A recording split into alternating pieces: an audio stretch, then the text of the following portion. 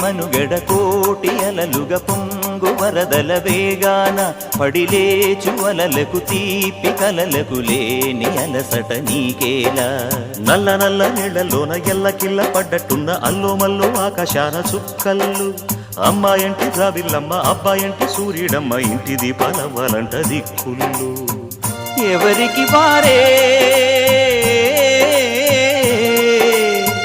యమునకు నీరే రేవు నీరు నావదంట నావతోడు రేవుదంట పంచుకుంటే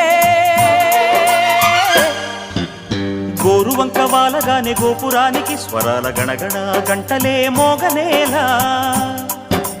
గోపబాలుడొచ్చినాక గోకులానికి పెదాల కిలకిల పువ్వులే పుట్ట